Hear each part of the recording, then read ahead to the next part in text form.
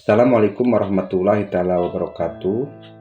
Perkenalkan, nama saya Dr. Hewan Carwan, mahasiswa semester 3 Universitas Teknologi Nusantara dengan NIM 24201-377. Pada kesempatan pagi ini saya akan mempresentasikan 3 materi yang ditugaskan oleh mata kuliah Psikologi Kepribadian 2 dengan dosen pengampu yang terhormat Ibu Hamidah. Untuk materi yang pertama yaitu menjelaskan tentang teori-teori humanistik atau eksistensial, yaitu teori person-centered dari Roger. Kemudian materi yang kedua yang akan dijelaskan yaitu teori humanistik eksistensial, yaitu teori holistik dinamik dari Maslow, dan yang terakhir mengenai kepribadian dan budaya. Baik, untuk yang pertama tentang teori-teori humanistik eksistensial dari teori person-centered dari Roger. Ada 4 poin yang akan dijelaskan mengenai teori person-centered dari Roger. Yang pertama yaitu biografi Carl Roger. Roger memiliki nama lengkap Carl Ransom Roger, dan dia hidup di antara tahun 1902 hingga 1987. Dia lahir di Oak Park, Illinois pada tanggal 8 Januari 1902 di sebuah keluarga besar tradisional yang cukup harmonis di daerah pertanian. Sebenarnya Roger pada awalnya berminat pada ilmu pertanian, sehingga ia pun belajar pertanian di Universitas Wisconsin. Dan setelah lulus pada tahun 1924, ia masuk ke Union Theology Seminary di Big Apple. Dan selama masa studinya, ia juga menjadi seorang pastor di sebuah gereja kecil. Dan pada tahun 1927, Roger bekerja di Institute for Child Guidance dan menggunakan psikoanalisa Freud dalam terapinya, meskipun sebenarnya ia sendiri tidak begitu menyetujui tentang teori Freud tersebut. Dan pada tahun 1957, Roger dipindah ke Universitas Wisconsin untuk mengembangkan idenya tentang psikiatri. Dan setelah mendapat gelar dokter, Roger menjadi profesor psikologi di Universitas Negeri Ohio.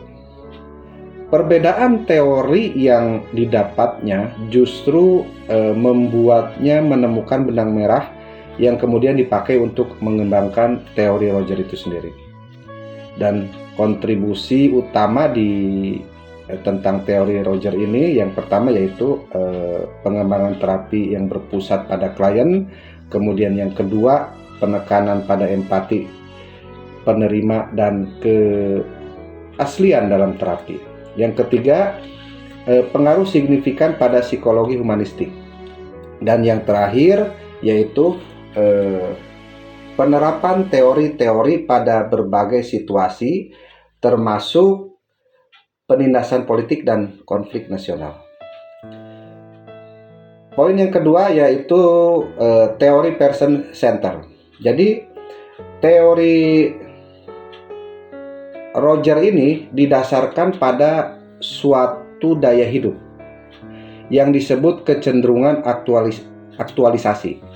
Jadi kecenderungan aktualisasi tersebut diartikan sebagai motivasi yang menyatu dalam setiap diri makhluk hidup yang bertujuan untuk mengembangkan seluruh potensi semaksimal mungkin. Jadi makhluk hidup itu bukan hanya bertujuan untuk bertahan hidup, tetapi ingin memperoleh apa yang terbaik bagi keberadaannya. Poin yang ketiga yang akan dijelaskan mengenai aplikasi teori person center. Aplikasi metode psikoterapi Roger dalam konseling, biasanya konselor diharap bersifat dan bersikap 7 ada 7 nih sifat dan sikap konselor itu di teori Pearson. Yang pertama yaitu menerima, accepted. Kedua, kehangatan. Ketiga, tampil apa adanya. Keempat, empati. Kelima, menerima tanpa syarat, unconditional positive regard. Yang keenam, transparansi. Dan yang terakhir, yang ketujuh, yaitu congruence. Dengan demikian akan dapat dilihat perubahan yang terjadi dalam proses terapi, yaitu diantaranya klien akan mengekspresikan pengalaman dan perasaannya tentang kehidupan dan problem yang dihadapinya. Kemudian yang kedua, klien akan berkembang menjadi orang yang dapat menilai secara tepat makna perasaannya. Yang ketiga, klien mulai merasakan self-concept antara dirinya dan pengalaman mereka. Yang keempat, klien sadar penuh ya, akan perasaan yang mengganggu. Dan yang kelima, klien mampu mengenal konsep diri dengan terapi yang tidak mengancam. Yang keenam, klien terapi itu dilanjutkan dengan konsep dirinya menjadi kongruen.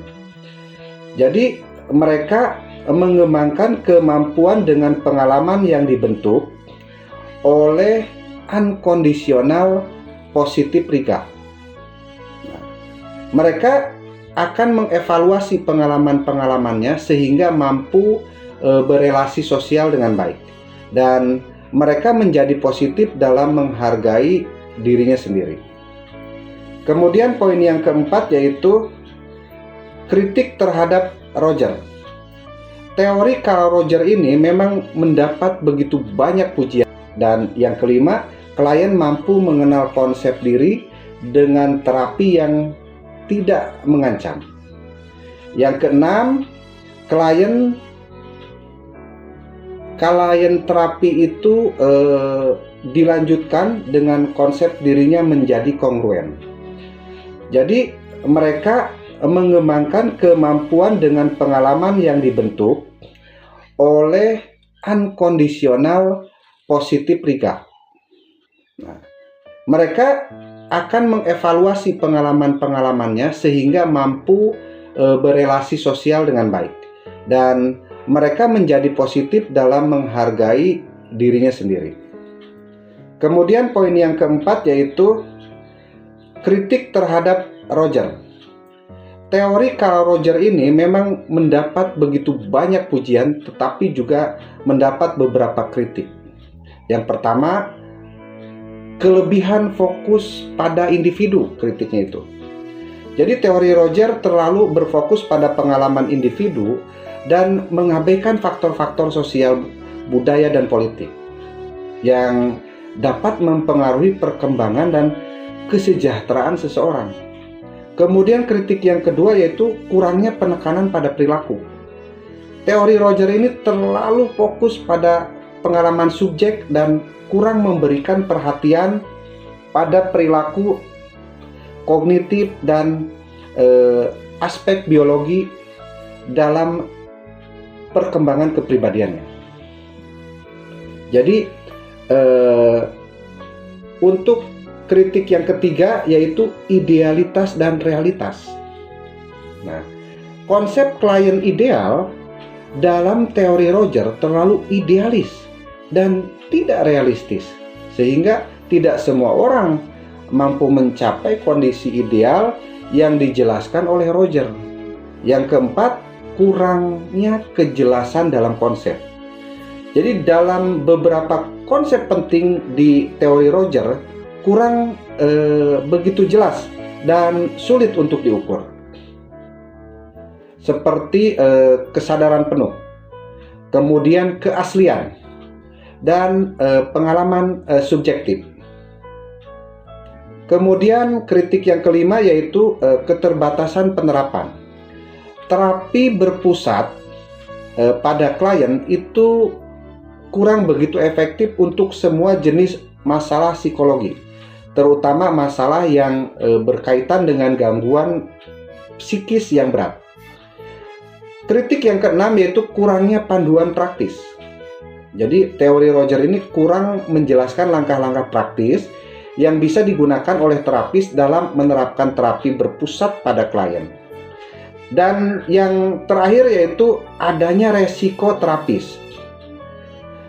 Terapi berpusat pada klien dapat menyebabkan terapis mengalami kelelahan emosional dan burnout gitu. Meskipun teori-teori Roger ini mendapatkan kritik, tetapi teori Roger ini memiliki pengaruh yang begitu besar dalam psikologi dan praktik klinis. Namun penting untuk mengingat bahwa teori Roger bukanlah teori yang sempurna dan memiliki batasan dalam penerapannya. Jadi kritik yang dikemukakan dapat menjadi bahan refleksi dan pembelajaran bagi para terapis untuk memahami keterbatasan teori Roger dan mengembangkan pendekatan terapi yang lebih lengkap dan efektif. Untuk soal yang kedua, materi yang akan dijelaskan yaitu teori humanistik eksistensial, yaitu teori holistik dinamik dari Maslow. Ada 4 poin juga yang akan dijelaskan di materi kedua ini. Yang pertama yaitu biografi Abraham H. Maslow. Jadi Abraham Maslow atau lebih terkenal dengan Bapak Psikologi Humanistik itu lahir pada tanggal 1 April 1908 di Manhattan, New York. Beliau merupakan tokoh penting dalam aliran psikologi humanistik karena dikenal sebagai sebutan ayah spiritual. Jadi psikologi humanistik, Maslow memiliki perjalanan hidup yang penuh dengan pengaruh dan inspirasi. Kemudian biografi Maslow ini akan dijelaskan mengenai masa kecil yang tidak begitu menyenangkan. Karena Maslow adalah anak tertua dari 7 bersaudara yang tumbuh dalam lingkungan yang kurang begitu menyenangkan. Masa kecilnya dipenuhi dengan perasaan kesepian dan inferioritas. Untuk mengatasi hal ini, ia banyak membaca buku dan mendedikasikan dirinya untuk belajar. Perjalanan pendidikan Maslow ini memulai pendidikan tingginya di Cornell University, namun merasa asing dan kurang tertarik dengan psikologi saat itu. Ia kemudian pindah ke University of Wisconsin, di mana ia menemukan pendekatan psikologi yang lebih sesuai dengan minatnya, dan beliau meraih gelar PhD pada tahun 1934. Pengaruh peristiwa. Maslow awalnya tertarik pada behaviorisme Watsonian. Namun serangkaian pengalaman pribadi termasuk kelahiran anaknya dan bacaannya tentang filsafat, psikologi Gestalt dan psikoanalisis membuatnya beralih ke pendekatan yang lebih humanistik. Pengalamannya menyaksikan parade setelah serangan Jepang di Pearl Harbor pada tahun 1941 semakin memperkuat ia berkeinginan untuk mengembangkan psikologi yang fokus pada aspek-aspek positif dan cita-cita tertinggi manusia. Kemudian hierarki kebutuhan. Maslow mengembangkan teori hierarki kebutuhan yang sangat terkenal, yang menggambarkan tahapan kebutuhan manusia mulai dari kebutuhan dasar hingga kebutuhan aktualisasi diri. Ia juga melakukan penelitian tentang orang-orang yang berhasil mengaktualisasikan diri seperti Ruth Benedict dan Max Wertheimer. Dan masa sulit dan keberhasilan dari Maslow yaitu Maslow mengajar yang pertama di Brooklyn College pada tahun 1937 hingga 1951. Namun ia menghadapi kesulitan karena pandangannya yang tidak ortodoks dan tidak sesuai dengan aliran mainstream psikologi pada saat itu. Karyanya banyak ditolak penerbit jurnal utama. Namun ide-idenya untuk mendapatkan pengakuan di kemudian hari. Jadi pada tahun 1960 ide-idenya itu sudah mulai diakui. Maslow menjadi tokoh yang populer dan mendapat banyak sanjungan. Kemudian ia melanjutkan dan mengembangkan teorinya di Universitas Brandeis dari tahun 1951 hingga 1969. Di tahun-tahun akhir, Maslow menghabiskan tahun-tahun terakhirnya dengan menulis, mengajar, dan berkonsultasi. Ia juga mengalami serangan mengajar dan berkonsultasi.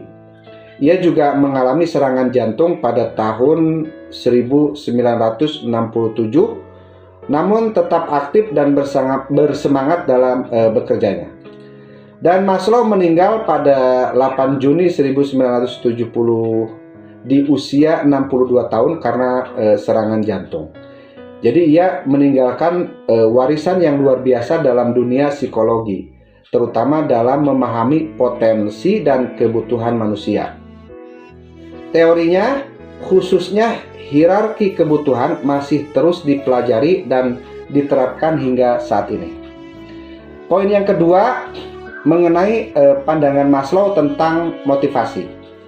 Maslow ini memang memiliki pandangan yang unik dan komprehensif tentang motivasi manusia. Karena yang pertama, beliau berpandangan bahwa pendekatan menyeluruh pada motivasi. Jadi, Maslow memandang motivasi itu sebagai kekuatan kompleks yang mendorong perilaku manusia. Dia tidak hanya melihat motivasi dari sudut pandang tunggal, seperti kebutuhan biologis atau rangsangan eksternal, tetapi beliau ini melihat sebagai hasil interaksi berbagai faktor internal dan eksternal. Kemudian yang kedua, motivasi yang kompleks. Maslow menekankan bahwa motivasi manusia biasanya kompleks dan terdiri dari beberapa kebutuhan yang saling berkaitan. Misalnya, seorang bisa termotivasi untuk bekerja keras karena kebutuhan atau keamanan, misalkan mencari pekerjaan tetap, dan juga kebutuhan akan penghargaan, misalkan ingin diakui atas prestasinya, gitu. Kemudian pandangan yang ketiga yaitu kebutuhan yang berulang. Jadi Maslow ini berpendapat bahwa manusia terus-menerus termotivasi oleh kebutuhan-kebutuhan yang berbeda. Jadi kebutuhan ini tidaklah statis, tetapi berubah seiring waktu dan tergantung pada situasi. Contoh, seorang mahasiswa mungkin awalnya termotivasi oleh kebutuhan akan keamanan. Contoh, mencari tempat tinggal dan finansial yang stabil. Dan kemudian termotivasi nih oleh kebutuhan akan aktualisasi diri.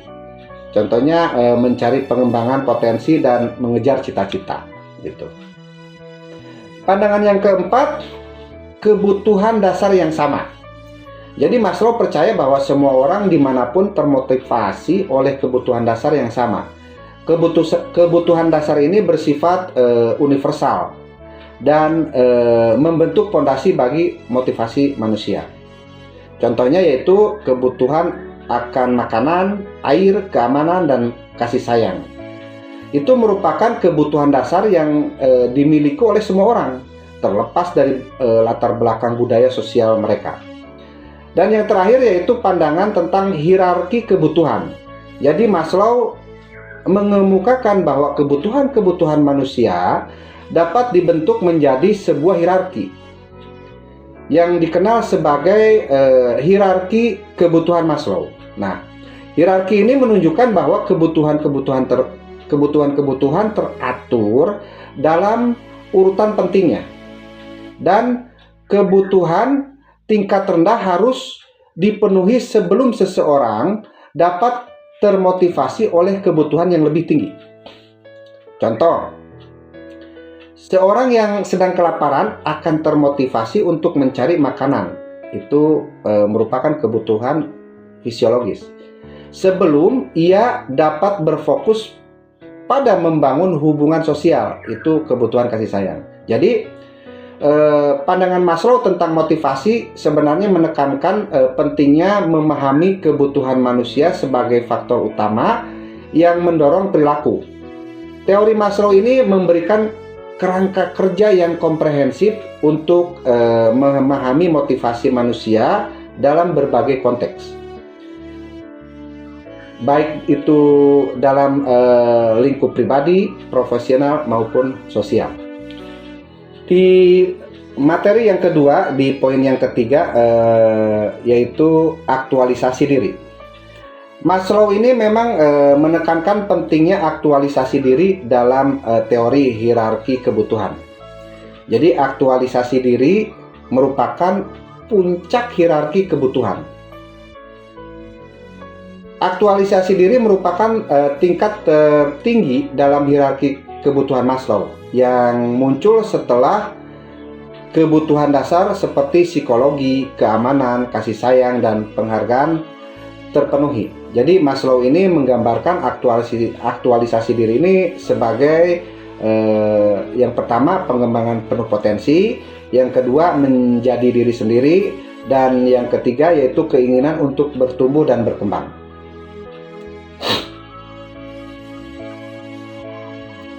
Jadi pentingnya aktualisasi diri, Maslow menekankan bahwa aktualisasi diri itu merupakan tujuan akhir dari perkembangan manusia. Jadi ketika seorang berhasil mengaktualisasikan diri, mereka akan mengalami perasaan kepuasan, kebahagiaan, dan kebebasan yang mendalam. Jadi mereka juga akan mampu berkontribusi positif bagi masyarakat dan dunia di sekitar mereka. Sehingga dapat disimpulkan bahwa aktualisasi diri adalah proses yang berkelanjutan dan tidak pernah berakhir. Jadi Maslow menyarankan agar kita selalu berusaha untuk mengembangkan potensi diri kita dan hidup sesuai dengan nilai-nilai kita. Dengan mengaktualisasikan diri, biasanya kita dapat mencapai kepuasan pribadi dan meningkatkan kualitas hidup serta berkontribusi positif bagi masyarakat. Sedangkan yang keempat, mengenai kritik terhadap Maslow.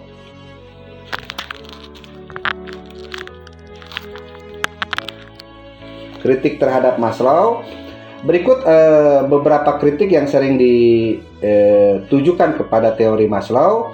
Yang pertama yaitu kurangnya basis empiris yang kuat. Teori Maslow ini kurang didukung oleh data empiris yang kuat. Jadi penelitian yang memperkuat konsep aktualisasi diri dan hierarki kebutuhan Maslow ini masih terbatas. Dan banyak yang bersifat kualitatif dan subjektif. Contohnya Maslow mengamati individu yang dianggap telah mengaktualisasikan diri, seperti Abraham Lincoln atau Albert Einstein. Namun data ini sulit dijadikan basis untuk menggeneralisasikan konsep tersebut bagi semua orang. Kemudian kritik yang kedua yaitu idealitas yang terlalu tinggi.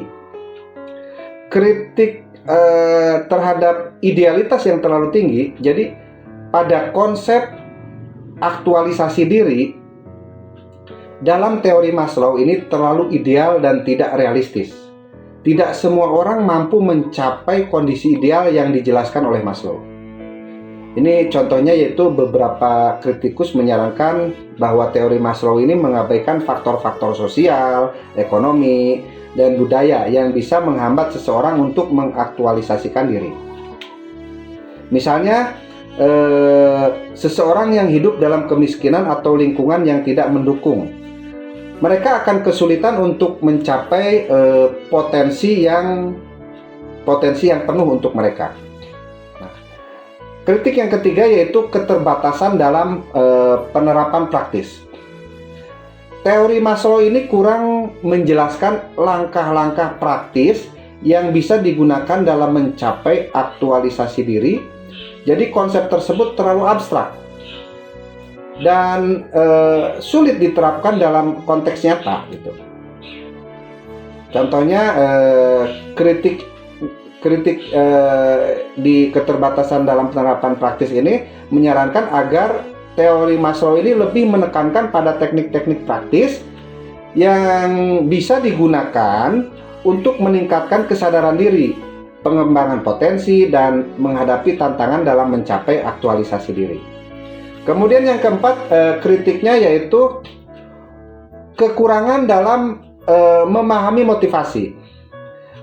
Beberapa kritikus menyarankan bahwa teori Maslow tidak mempertimbangkan faktor-faktor motivasional seperti yang bisa mempengaruhi perilaku manusia, seperti motivasi eksternal, contohnya hadiah atau hukuman, dan motivasi kognitif seperti keinginan untuk memahami dunia di sekitar mereka.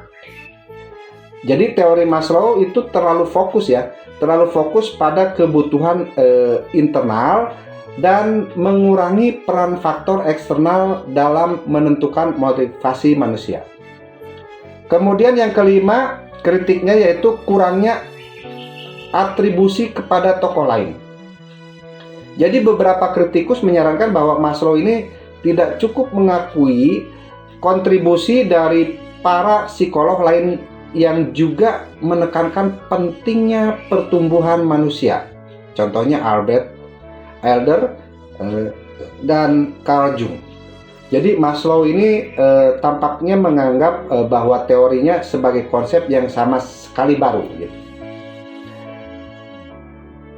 Nah, di teori holistik dinamis Maslow ini sebenarnya walaupun banyak dikritik, teori holistik dinamis Maslow ini memiliki pengaruh yang besar dalam psikologi dan masih terus dipelajari hingga saat ini.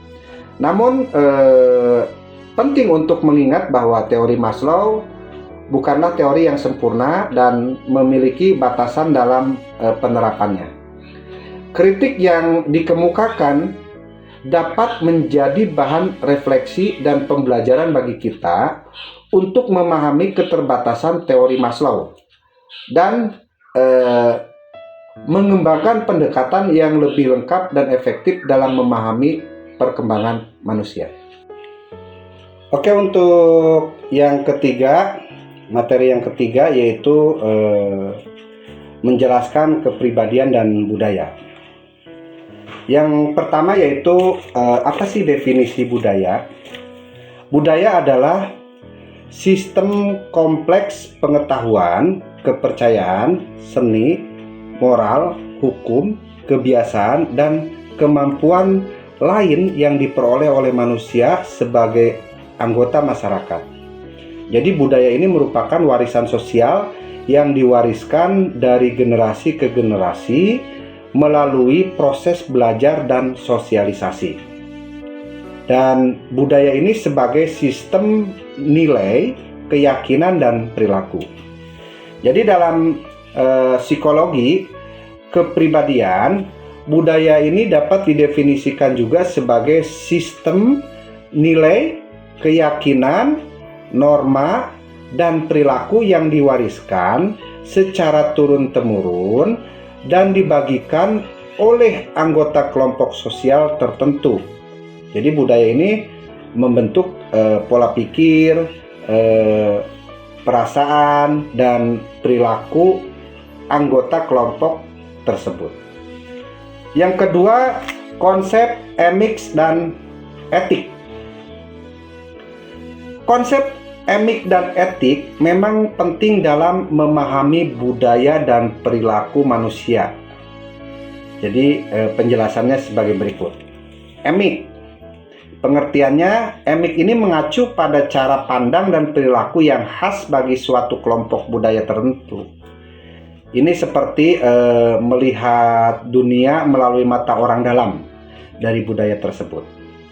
Nah, fokus emik ini berfokus pada aspek unik dari budaya Contohnya seperti nilai-nilai, norma, dan perilaku.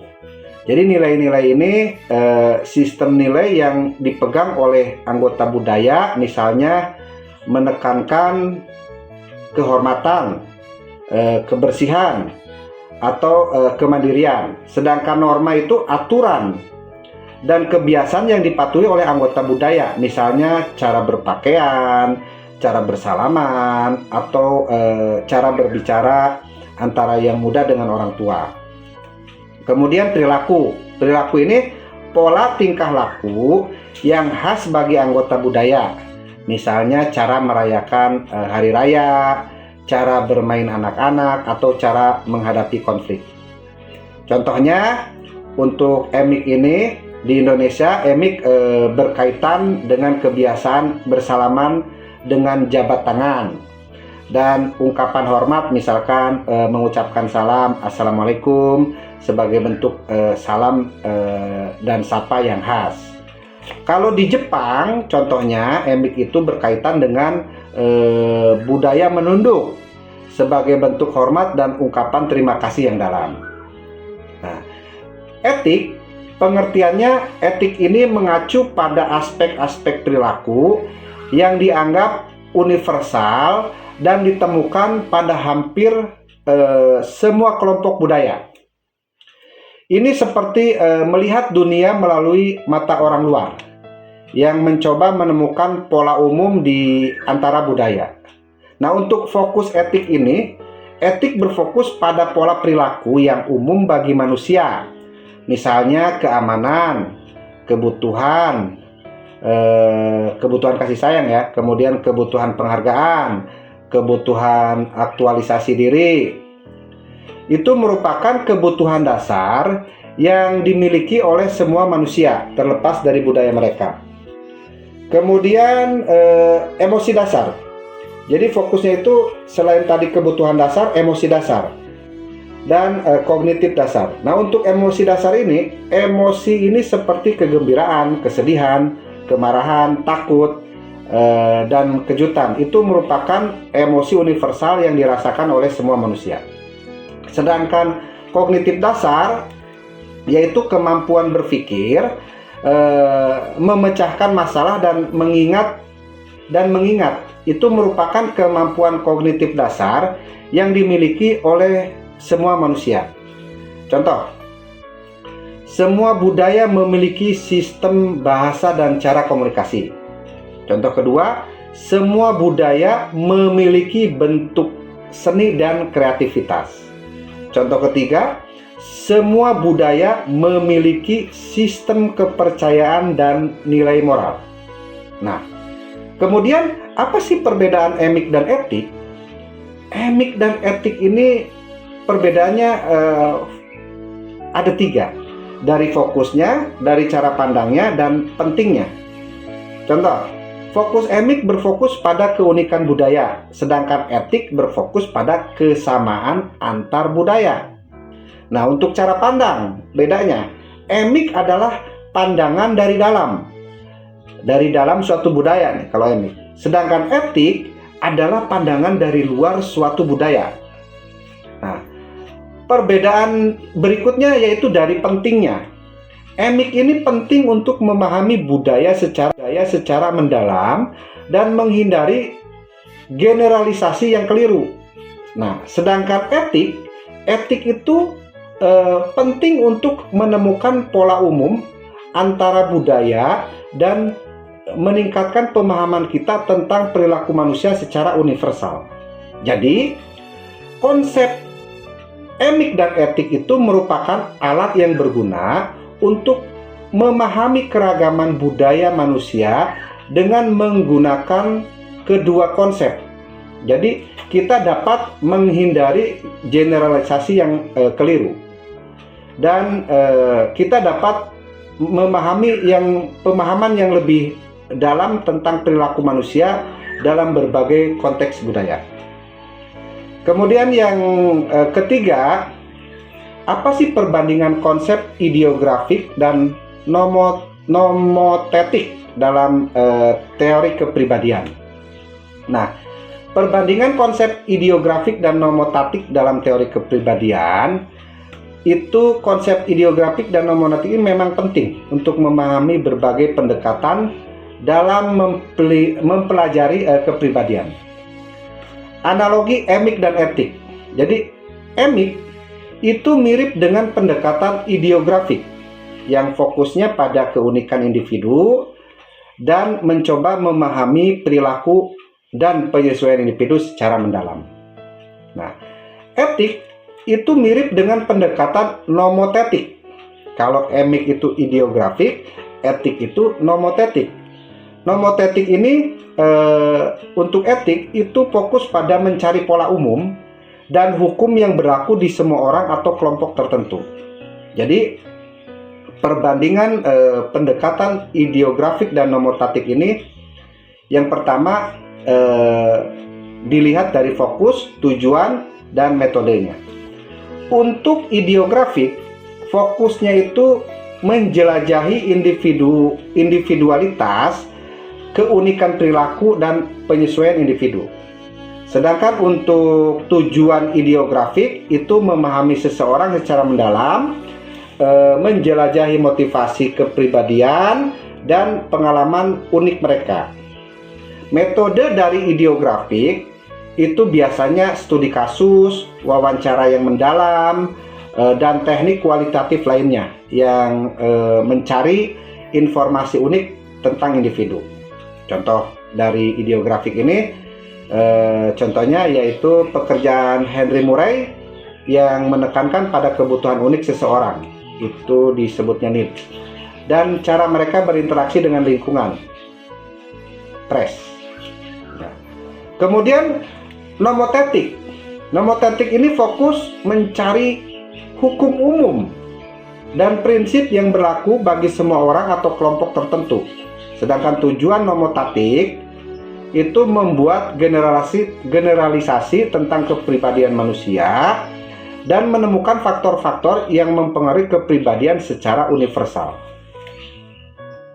Sedangkan metode nomotetik biasanya menggunakan tes psikologi, survei, eksperimen, dan teknik kuantitatif lainnya yang mencari pola umum dan data statistik.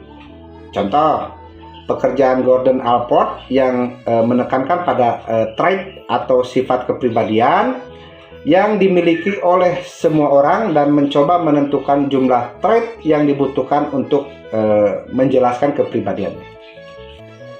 Jadi perbedaan ideografik dan nomotetik itu dilihat dari fokus, tujuan, dan metodenya. Bisa dirangkumkan bahwa perbedaan ideografik dan nomotetik, fokusnya kalau ideografik berfokus pada individu, sedangkan nomotetik berfokus pada kelompok. Tujuan ideografik mencari pemahaman mendalam tentang individu, sedangkan nomotetik mencari hukum umum. Dan metode ideografik itu menggunakan metode kualitatif, sedangkan nomotetik menggunakan metode kuantitatif. Jadi kedua pendekatan ini sangat penting dalam psikologi kepribadian, karena pendekatan ideografik membantu kita memahami keunikan individu dan menjelajahi pengalaman mereka secara mendalam. Sedangkan pendekatan nomotetik membantu kita mencari pola umum dan prinsip yang berlaku bagi semua orang atau kelompok tertentu. Dengan menggunakan kedua pendekatan ini, kita biasanya akan mendapatkan pemahaman yang lebih lengkap dan akurat tentang kepribadian manusia. Oke, untuk yang keempat, trait universal. Jadi trait universal ini merupakan konsep penting dalam memahami kepribadian manusia. Jadi trait universal ini sifat kepribadian yang dipercaya berlaku bagi semua orang. Nah, pengertian dari trait universal mengacu pada sifat kepribadian dasar yang diyakini dimiliki oleh semua orang. Jadi terlepas dari latar belakang budaya, etnis, atau jenis kelamin. konsep dasar trait universal, teori trait itu beranggapan bahwa kepribadian seseorang dapat dijelaskan berdasarkan trait atau sifat-sifat yang dimilikinya. Jadi, trait universal ini merupakan trait yang dianggap berlaku bagi semua orang, meskipun intensitasnya bisa berbeda. Contoh, beberapa contoh trait universal yang sering dikaji dalam psikologi kepribadian. Yang pertama yaitu ekstraversi versus introversi. Kemudian neurotisme versus stabilitas emosional. Ketiga, contohnya kesepakatan versus permusuhan. Yang keempat, rasa bertanggung jawab versus kurang bertanggung jawab. Kemudian yang terakhir, contohnya terbuka pada pelanggan versus tertutup. Nah, jadi ada beberapa pandangan para ahli tentang trait universal, seperti Gordon Allport, itu merupakan salah satu psikolog yang memperkenalkan konsep trait universal. Dia berpendapat bahwa trait universal ini merupakan sifat dasar yang mewarisi dari gen dan perkembangan seiring dengan pengalaman. Kemudian yang berikutnya Raymond Cattell. Cattell mengelompokkan trait universal ini menjadi 16 faktor kepribadian yang dianggap universal. Kemudian yang berikutnya The Big Five. Itu model faktor 5 besar. The Big Five adalah model trait yang populer dan banyak diteliti yang mengidentifikasi 5 trait universal yang dipercaya berlaku bagi semua orang.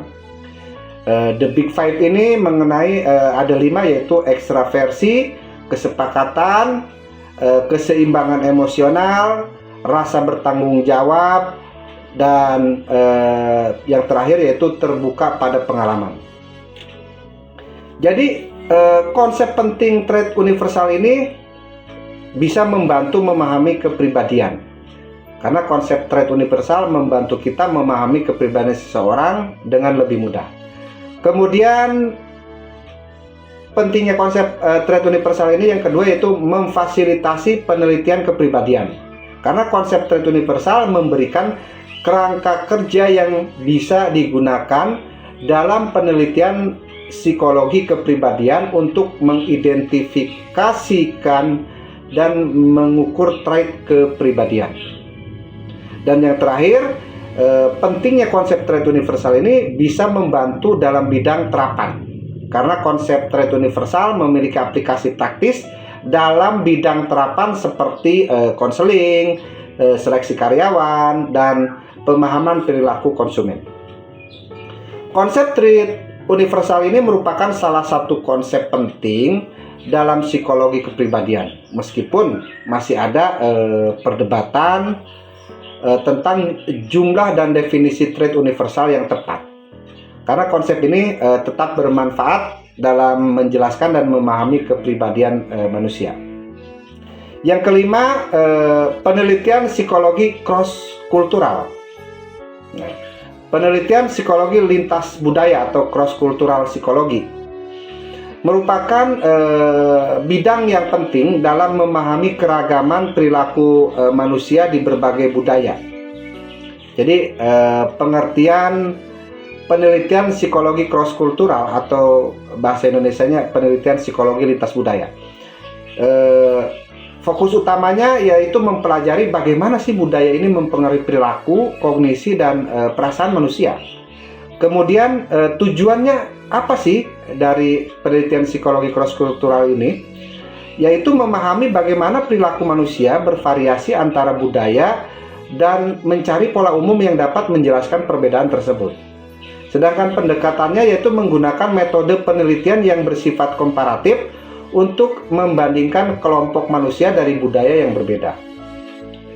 Dan ada beberapa konsep penting dalam penelitian psikologi lintas budaya, yaitu konsepnya emik versus etik. di mana penelitian lintas budaya ini sering menggunakan konsep emik dan etik untuk memahami perilaku manusia. Contohnya, emik itu berfokus pada perilaku yang khas bagi suatu budaya tertentu, sedangkan untuk etiknya berfokus pada perilaku yang dianggap universal dan ditemukan pada hampir semua budaya. Kemudian konsep yang lainnya yaitu relativisme budaya dan universalitas. Jadi penelitian lintas budaya ini mencoba menjawab pertanyaan tentang seberapa besar perilaku manusia dipengaruhi oleh budaya dan seberapa besar perilaku tersebut universal. Kemudian konsep penting lainnya yaitu budaya kolektivistik dan individualistik. Jadi penelitian lintas budaya ini sering membandingkan budaya kolektivistik, yaitu menekan kepentingan kelompok, dan budaya individualistik, yaitu menekan kepentingan individu, untuk memahami bagaimana budaya mempengaruhi perilaku. Adapun metode penelitian psikologi lintas budaya, contohnya yaitu penelitian komparatif, yaitu membandingkan kelompok manusia dan dari budaya yang berbeda dalam hal perilaku, kognisi, atau perasaan. Atau yang berikutnya penelitian cross seksional, yaitu membandingkan kelompok manusia dari budaya yang berbeda pada satu titik waktu. Yang ketiga yaitu penelitian longitudinal, yaitu mengamati kelompok manusia dari budaya yang berbeda selama periode waktu tertentu untuk melihat bagaimana perilaku manusia berubah seiring waktu. Dan penelitian etnografi, yaitu mengamati, mencatat perilaku dan budaya suatu kelompok manusia secara mendalam. Pentingnya penelitian psikologi lintas budaya ini dapat meningkatkan pemahaman tentang keragaman manusia dan membantu dalam bidang terapan. Jadi penelitian psikologi lintas budaya ini merupakan bidang yang penting untuk memahami keragaman perilaku manusia di seluruh dunia. Karena penelitian ini membantu kita memahami perbedaan antara budaya dan meningkatkan kemampuan kita untuk berinteraksi dengan orang dari budaya yang berbeda. Yang keenam yaitu individualisme dan kolektivisme. Individualisme dan kolektivisme merupakan dua konsep penting dalam memahami perbedaan budaya dan bagaimana budaya mempengaruhi perilaku manusia. Individualisme itu merupakan suatu sistem nilai yang menekankan pentingnya kemandirian, kebebasan, dan pencapaian pribadi. Jadi individu yang berorientasi individualistik cenderung lebih menekankan kebutuhan dan tujuan pribadi dibanding dengan kepentingan kelompok. Ciri-ciri individualisme itu kemandirian, pencapaian pribadi, kompetisi, dan kebebasan ekspresi. Contohnya, budaya individualistik umumnya ditemukan di negara-negara barat seperti Amerika Serikat, Kanada, dan negara-negara Eropa lainnya. Sedangkan untuk kolektivisme merupakan suatu sistem nilai yang menekankan pentingnya harmonisasi kelompok, tanggung jawab sosial, dan kepentingan kelompok tersebut. Jadi individu yang berorientasi kolektivistik cenderung lebih menekankan kepada kebutuhan dan tujuan kelompok dibanding dengan kebutuhan pribadi. Ciri-cirinya interdependensi, yaitu orang yang kolektivistiknya itu cenderung lebih menekankan interdependensi dan melihat diri mereka sebagai bagian dari kelompok. Mereka merasa terikat dengan kelompok dan merasa bertanggung jawab terhadap kebaikan kelompok. Kemudian ciri berikutnya harmonisasi kelompok, kepatuhan terhadap aturan, dan prioritas kelompok. Contohnya budaya kolektivistik ini umumnya ditemukan di negara-negara timur seperti Jepang, Cina, Korea, dan India. Jadi individualisme dan kolektivisme merupakan dua konsep penting dalam memahami berbagai budaya yang mempengaruhi perilaku manusia.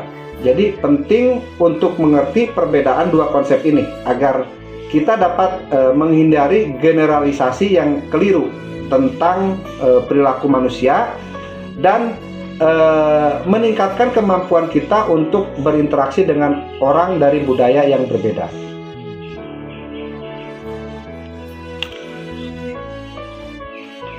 Oke, untuk yang berikutnya yaitu introversi dan budaya. Introversi memang sering dikaitkan dengan budaya dan ada hubungannya yang rumit antara keduanya. Intervensi dalam konteks budaya. Nah, tidak universal. Jadi introversi bukanlah sifat yang universal dan dianggap negatif di semua budaya. Kemudian perbedaan persepsi. Jadi beberapa budaya menganggap intervensi ini sebagai sifat yang positif, sedangkan budaya lain menganggap sebagai sifat yang negatif. Kemudian yang berikutnya budaya individualistik versus kolektivitas. Jadi dalam budaya individualistik, introversi sering dianggap sebagai sifat yang kurang menarik karena menekankan kemandirian dan kebebasan individu. Sedangkan dalam budaya kolektivistik, introversi sering dianggap sebagai sifat yang positif karena menekankan harmonisasi kelompok dan menghindari konflik. Contoh hubungan introversi dan budaya, contohnya budaya timur. Jadi beberapa budaya timur ini seperti Jepang dan Cina menganggap bahwa introversi sebagai sifat yang positif dan menunjukkan kebijaksanaan, kesabaran, dan kemampuan untuk menghormati orang lain. Budaya Barat ini seperti Amerika Serikat dan Eropa cenderung lebih menekankan pada ekspresi diri, kebebasan individu, dan perilaku yang aktif. Jadi dalam budaya ini introversi sering dianggap sebagai sifat yang kurang menarik dan bisa mengakibatkan kesulitan dalam berinteraksi dengan orang lain. Apa sih pentingnya memahami introversi dalam konteks budaya? Nah, yang pertama yaitu menghindari stereotipe. Jadi penting untuk menghindari stereotipe tentang introversi dan mengerti bahwa introversi itu merupakan sifat yang beragam dan dapat dipengaruhi oleh budaya. Kemudian pentingnya memahami introversi dalam konteks budaya ini yang kedua yaitu menghormati perbedaan. Jadi penting untuk menghormati perbedaan dalam sifat introversi dan mengerti bahwa tidak semua orang berada pada spektrum yang sama dari introversi dan ekstraversi.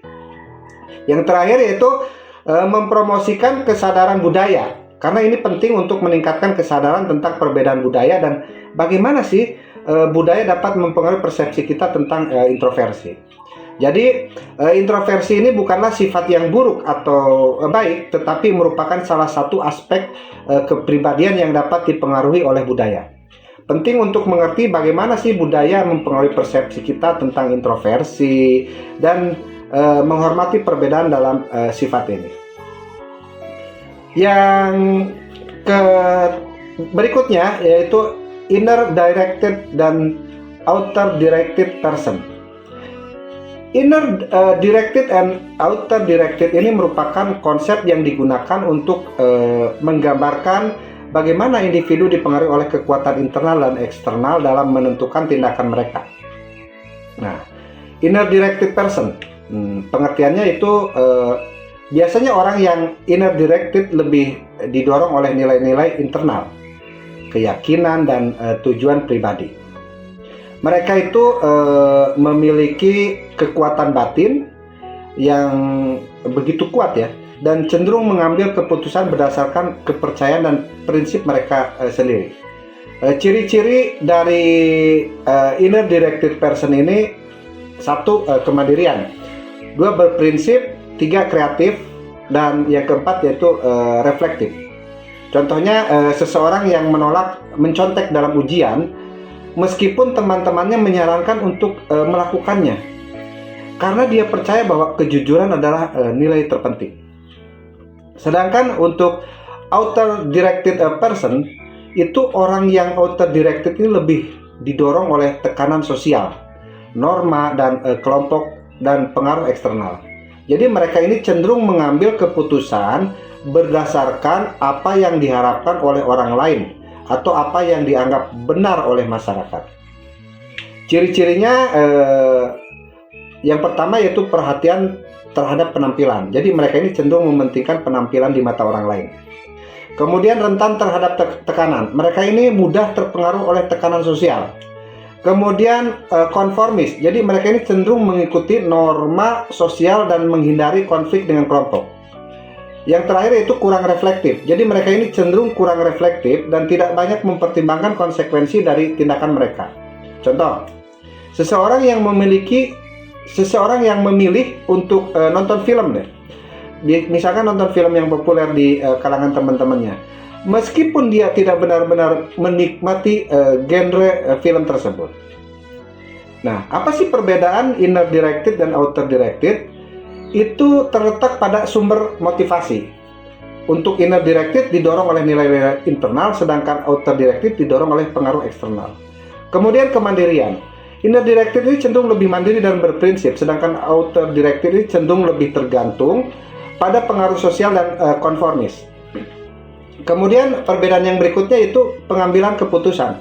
Untuk inner directed mengambil keputusan berdasarkan kepercayaan dan prinsip pribadi, sedangkan outer directed ini mengambil keputusan berdasarkan harapan orang lain atau norma kelompok.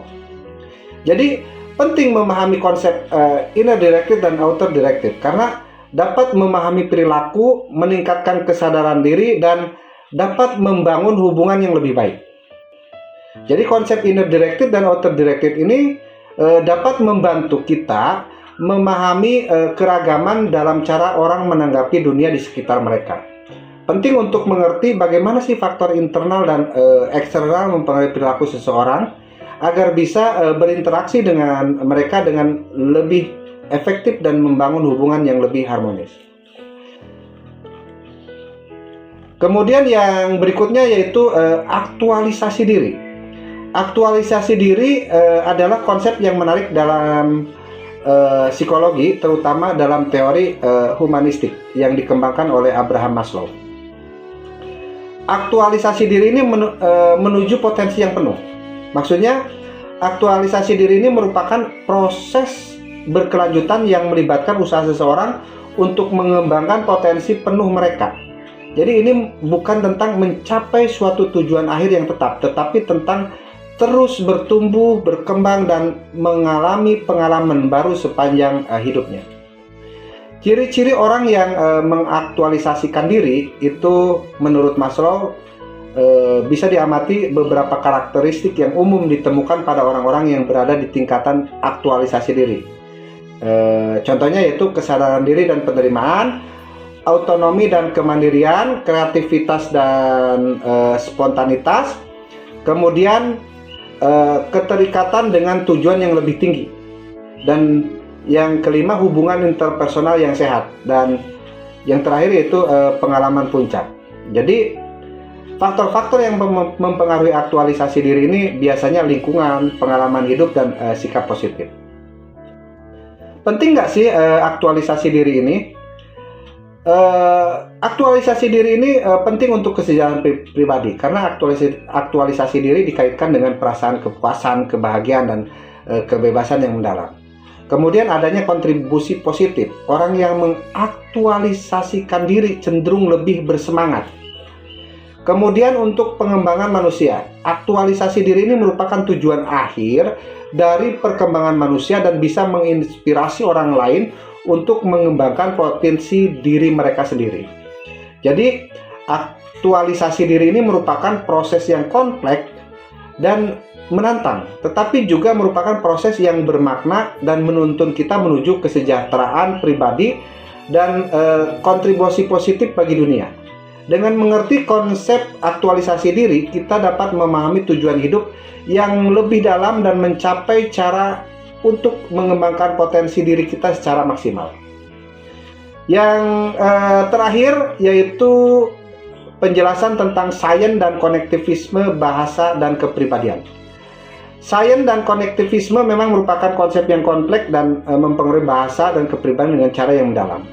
sains dan bahasa. Sains itu membentuk bahasa. Jadi sains telah membentuk bahasa kita dengan cara yang signifikan. Perkembangan ilmu pengetahuan telah berhasil menghasilkan istilah-istilah ilmiah baru, konsep-konsep abstrak dan cara berpikir yang lebih logis dan sistematik. Kemudian bahasa memfasilitasi sains. Maksudnya bahasa ini merupakan alat utama bagi ilmuwan untuk berkomunikasi.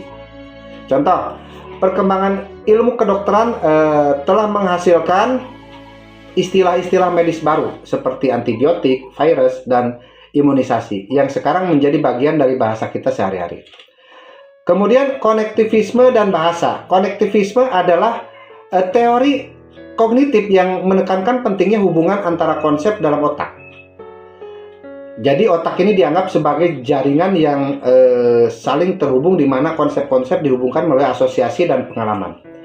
Bahasa adalah sistem yang sangat terhubung. Jadi kata-kata terhubung satu sama lain melalui arti, asosiasi, dan konteks.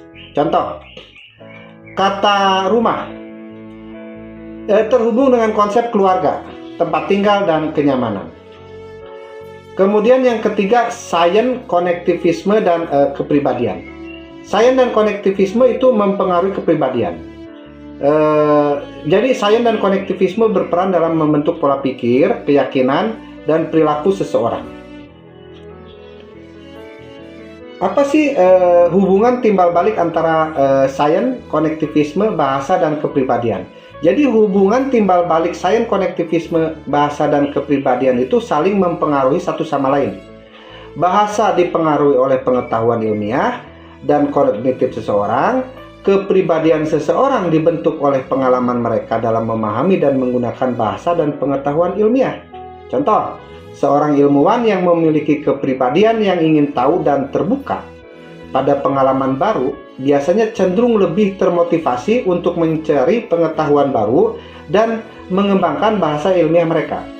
Jadi, sains dan konektivisme merupakan faktor penting yang mempengaruhi bahasa dan kepribadian seseorang. Bahasa dan kepribadian bersifat saling terhubung dan terus berkembang seiring dengan pengalaman seseorang. Dengan mengerti bagaimana sains dan konektivisme berperan dalam membentuk bahasa dan kepribadian, kita dapat lebih baik memahami diri sendiri dan dunia di sekitar kita. Oke, mungkin itu 3 bahasan yang saya coba uraikan di video ini. Terima kasih atas perhatiannya. Wassalamualaikum warahmatullahi wabarakatuh.